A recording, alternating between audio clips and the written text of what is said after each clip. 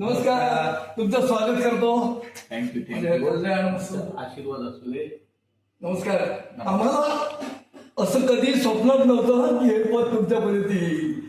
तुम्ही येणार नक्की, विजय होणार नक्की, पण तुमच्या वाट्यात आलेलं पद हे अत्यंत आनंददायी आहे. त्याबद्दल तुम्हाला धन्यवाद देतो, परमेश्वराचे आभार मानतो आणि आपण 2 मिनिटं बोलूया. थँक्यू. बसा.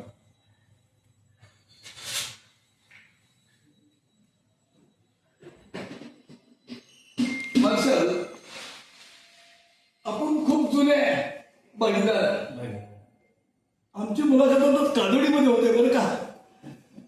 तर पहिले 5 वर्ष तू चांगले काढले, तर रुजवील का ते उगवायला बरोबर.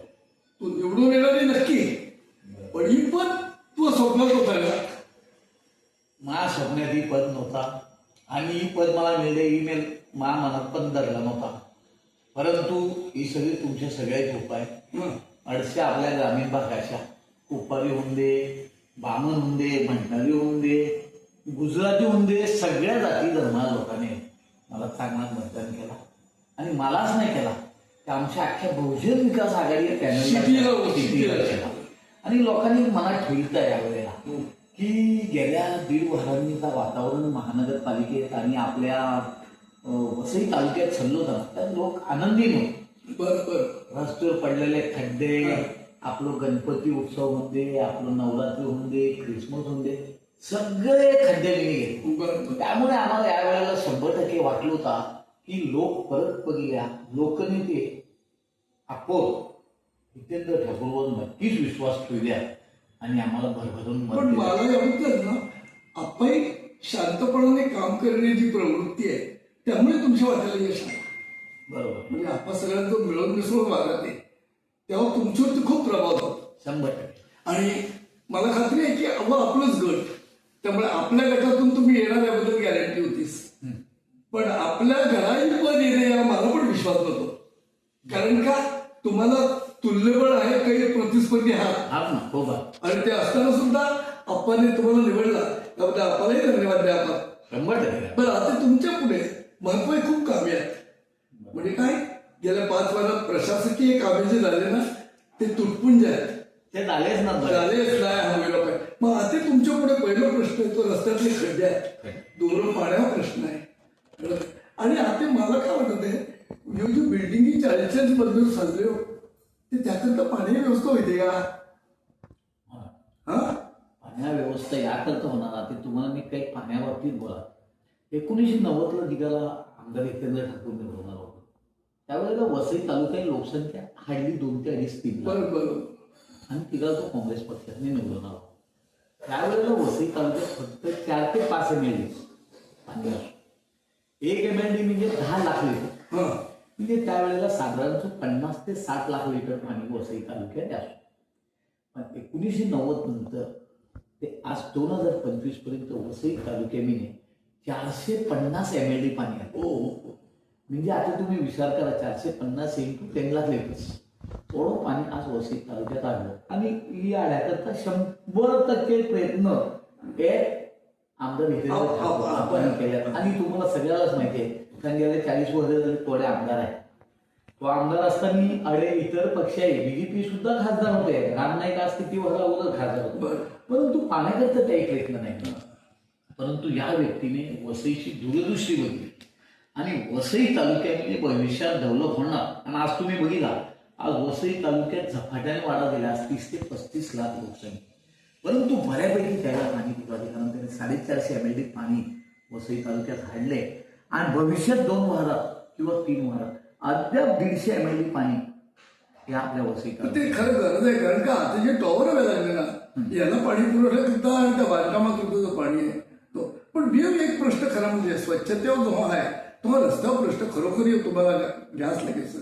तर रस्ते खड्डेमुक्त करणे पहिला काम आहे. बाबो, रस्त्यावर प्रश्न माझ्या मोबाईल कडे आहे. रस्त्याने मागे 2 वार अगोदर 2024चा लेटर आहे MMRDने आपल्या आपाने आणि आपले 2 आमदार क्षितिज दादा आणि राजेश पाटील त्या एवढं जबरदस्त प्रयत्न करून 8,500 कोटी आहे CC रोड हे पास करून घेतलं. तर सीसी रोड येतो इथे आपलं विरार आहे का जो चालू होणार तो अर्नाळाला येतो. अच्छा. सीसी रोड आणि काय म्हणजे त्याला पॅरेलल गटार. गटारे आज आपल्याकडे गटारे नाक म्हणून पाणी जमा. त्यानंतर नाळासोपरने जो रस्ता चालू आहे तो निर्मळ येतो. अच्छा. सीसी रोड विथ गटार. वसई हायवेतने जो रोड सीसी रोड चालू होणार तो वसई गावामध्ये. आणि नायगावने जो सीसी रोड घेतलाय तो डायरेक्ट आपल्या पाचू बंदर शेवटला आणि 4 रोड सीसी विथ सीसी गटार. साधारण 9.5 सारखा रोड स्वतः काम होता, परंतु या आमदाराने काहीच प्रयत्न केला नाही, त्यामुळे काम तहाच थांबलेला आहे. परंतु आते आपण एक परवा दिवस सुद्धा अंगीला आते MMRDB आपण आता हे सगळे काम करून घेणार. लोकांवर प्रश्न काय वाहतुकीवर प्रश्न पहिलं त्यांना म्हणजे तो त्या कटकटीत होत नाही. महत्व आहे तर रोडच नाही. रोडच्या जोडीला आपण 7 ब्रिजेस घेतले. आता तुम्ही बोलिंग आता थोडीशी बोलिंग गर्दी आहे. बोलिंग सिग्नल म्हणजे आपल्या खारोलीतले आपल्या औलांड्यातले जो ब्रिज चालू होणार तो आपलं सिग्नल 4 जो आपल्या जकात सिग्नल आपलं ब्रिज होता.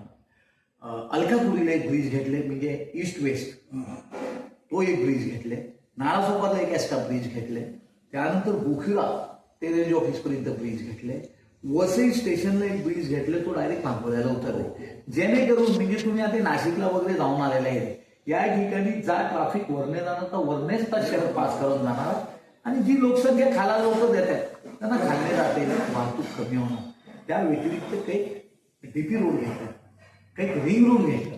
आता तुम्ही जर मला वाटतं पाराखाने गेले ना त्या 3 मिनिटात तुम्ही विरार स्टेशनला तुम्ही तो बघितले का ब्रिज माहिती. आपण 7 कोटी रुपये खर्च केले आपल्या आमदार सतीश ठाकूर म्हणत्या पंजाबने आणि महानगरपालिकेने तो ब्रिज.